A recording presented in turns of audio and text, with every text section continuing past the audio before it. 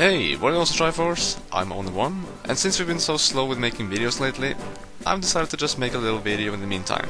We'll probably do this more, as it is fun to make other videos than just countdowns.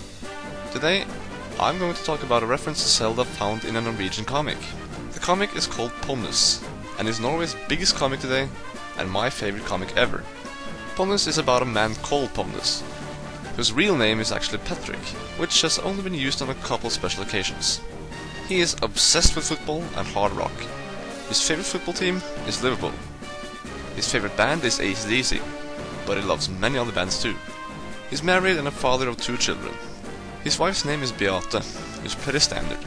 His son is nicknamed Påsan, but his real name is apparently Kevin, named after the legendary player Kevin Keegan, who has played for Liverpool. The other is just called Sniping throughout the series, until recently where she's been called by a real name, Frida. Pondus has a best friend called Jokke, which is a nickname for Joachim. He's obsessed with the band Kiss, and is a Leeds fan. I could talk about this for the next hours, but let's get to the point. Pondus is now the boss of the bar he's been going to with Jokke throughout the series, but before that, he used to be a bus driver for the most part of the series. At work he's got a couple of colleagues that we see often. They're both pretty nerdy and weird to say the least. So, Pondus is having lunch at work, sitting next to one of them called Hugo. Here's the strip for the Zelda reference, which of course is in Norwegian, but I'll translate for you. I did it this weekend. After weeks of intense searching I found the gold coin. Gold coin? Yeah, Zelda, that video game. You have to give the gold coin to the blind dwarf to get the flying rabbit and an extra life. Extra life?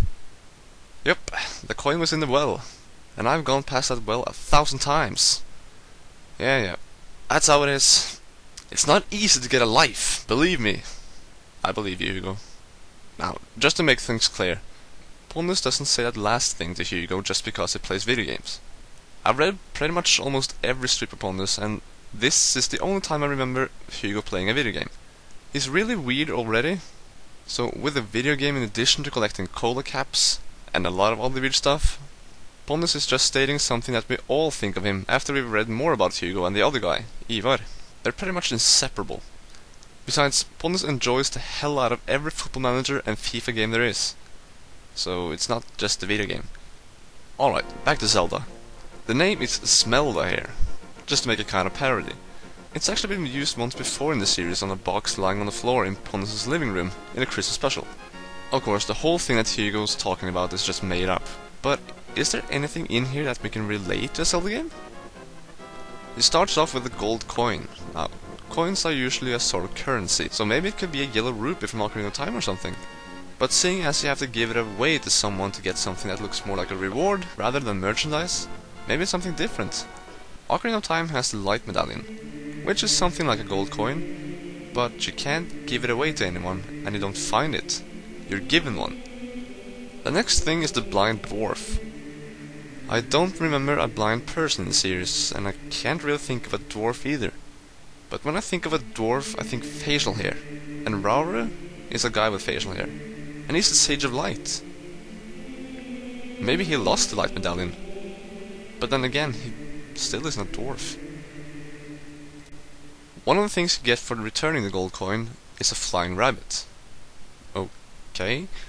When people hear the word rabbit when talking about a Zelda game, chances are that you think of the rabbit Link gets transformed into in the Dark World in A Link to the Past. But he couldn't fly.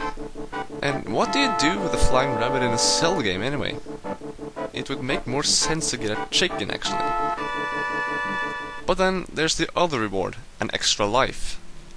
There's only one game that uses extra lives, and that's Zelda 2: The Adventure of Link. He also mentions that it isn't easy to get an extra life. And he's right if you think about Zelda 2. There are some Link dolls to be found around in Hyrule which gives you the extra lives. They're not easy to find, and once you find them, they can't be found again later. The thing that comes closest to an extra life in all other Zelda games are of course the heart containers. That could very well be the thing he's talking about too, as you can at least get heart pieces as rewards from minigames and such. I've already touched upon Ocarina of Time a lot and found some possible connections there.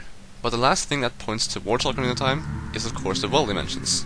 Everyone who's played Ocarina of Time knows about the well in Kakariko village, and especially the bottom of it, We do find the lens of truth down there, so he might actually do a reference to that place as if the drawer of this comic has actually played it himself.